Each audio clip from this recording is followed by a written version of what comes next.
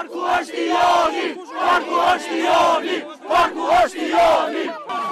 Një efektiv i policisë bashkiake, 2 aktivistë dhe një gazetare janë lënduar gjatë protestës së dhunshme të disa aktivistëve që u përleshën me policinë pasi tentuan të hynin brenda gardit të punimeve dhe të ngrinin një tent.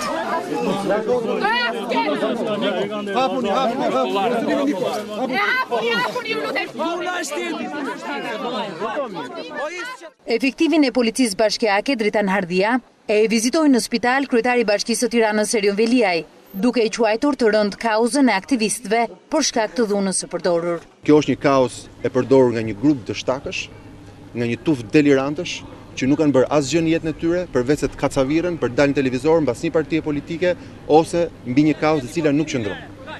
Pyetja që kam unë për ta është, si mundet të qëndrojë një kauzë e cila thot nuk duam të preket asnjë pemë dhe me këtë kauzë prekin njerëz.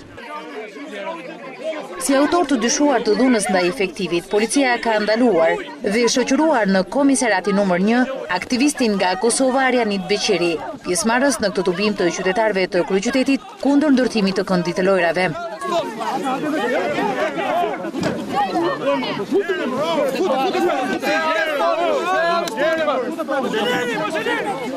Dy aktivistë të tjerë kanë pësuar gjendje të fikti gjatë përplasjes me efektivët e policisë, teksa tentonin të depërtonin me forcë kordonët e sigurisë me qëllim hyrjen brenda rrethimit të parkut.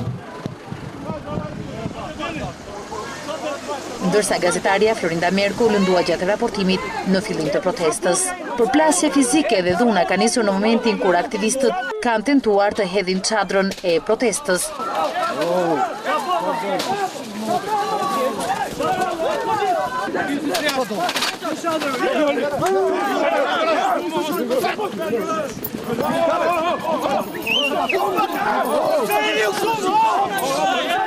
Në fillim, ata dhuruan lule policeve, të cilat ishin pozicionuar jashtë rrethimit të vendit ku do të ndërtohet këndi lojrave.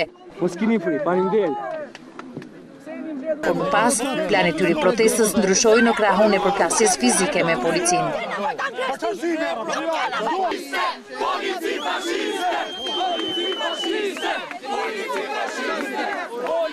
6 persona janë ndaluar dhe shoqëruar në komisariatin numër 1 të qytetit të Tiranës.